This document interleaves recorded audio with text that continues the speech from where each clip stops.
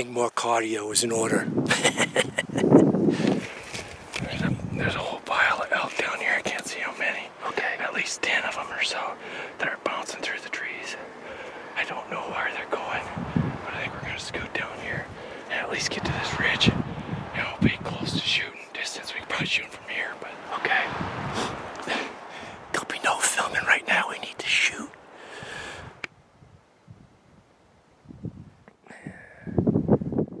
Couple of small bulls, but we can only shoot a cow here. There's those two, and another one to the left.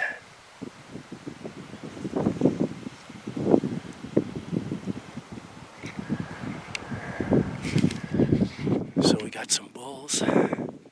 We saw some cows, we spooked them. And we're just gonna have to keep at it.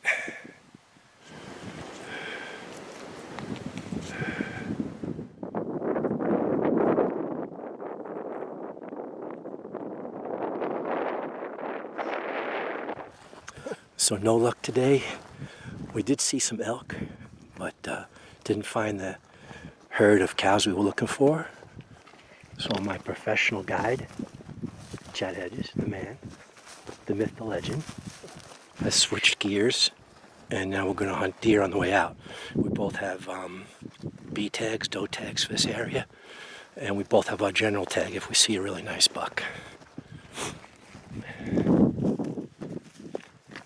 Easy shot on mule deer does, but we don't have mule deer doe tags here. We have white-tailed doe tags.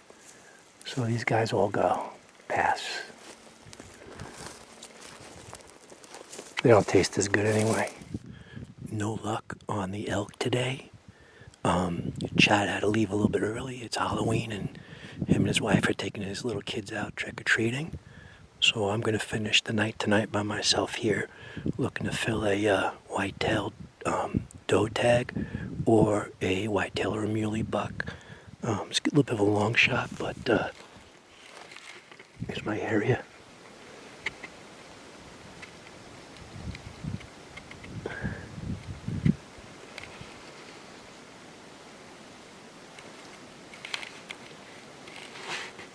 So good vantage point. It's late. I have about an hour of shooting light left, and I'm just going to sit still and see if anything comes out. No luck tonight. Try again tomorrow.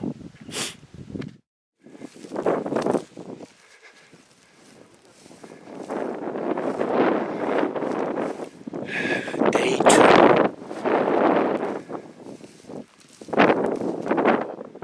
Look at all those elk. A lot of people sit on that fence. I've seen people shoot a cow right here, just 20 yards on the other side of the fence line. But, nice herd. you know, and they never usually don't get much higher than that cut-off telephone post you can kind of see right there. Nice herd of elk, but we don't have permission for that area. Saturday, November 10th, and I'm back at it again. Life has gotten in the way. Not as much hunting as I would have liked, but it's all been good. My grandson, who lives with me, makes me very happy. They won their second round of playoffs last night. And so they go to the state championships next week in Billings. I think it's in Billings. Hence, I thought I'd be done with football by now and the boy be hunting with me. I know I'm supposed to be happy, but I want to hunt with the kid. Anyway, that and some other stuff has not had me out here as much as I'd like. I'm back out here, about to meet my hunting partner, Chad Hedges again, and see what we can make happen. I'm going to a spot where Chad and I saw a beautiful whitetail buck, but it was on the move and it was about 500 yards and he was moving away from us. So, no shot, no elk on our last trip. I think it's a little over a week ago. And see if we can make it happen this time. Saturday, I think I can hunt until Wednesday. So I still have that general deer tag for a buck, several doe tags, a cow elk, and a cow general tag. So game on, see if we can make it happen. Pretty but cold. Snow on the mountains. Beautiful. Love this place. Cold though. Okay, this is where Chad and I finished up last week. And I don't know if you can see, this fence is the border for state land and private property. So I'm going to walk over that fence.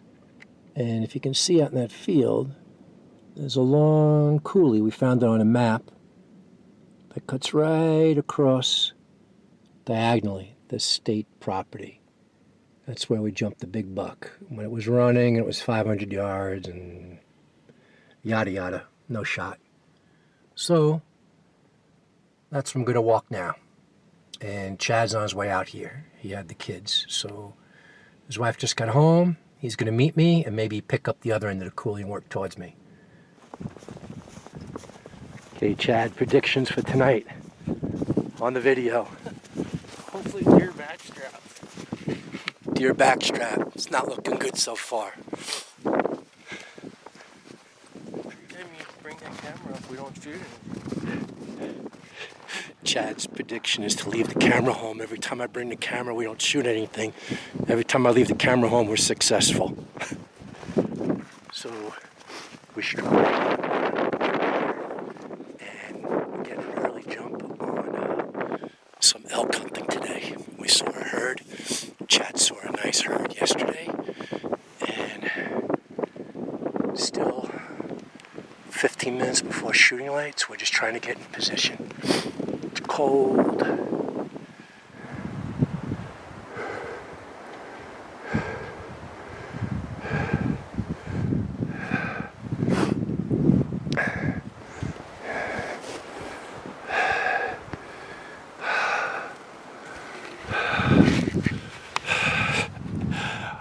I should have taken up golf. Nice muley buck, but deer season here and the sweetgrass is closed. So only elk. He gets to live. Got him over that ridge. Yeah, we connected good. We both connected. But Chad's 25 years younger than me and doesn't have any trouble with his legs or his back. So he ran up to them. I'm gonna go catch up. 4 of us. We all connected on cows. A couple of us got 2. So now the hellacious drag each one of these elk down the mountain.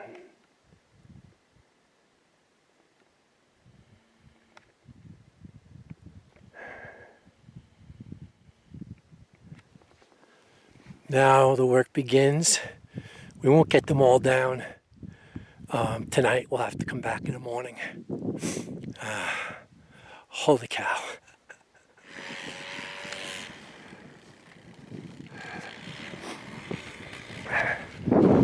Day 2 of trying to get our elk out.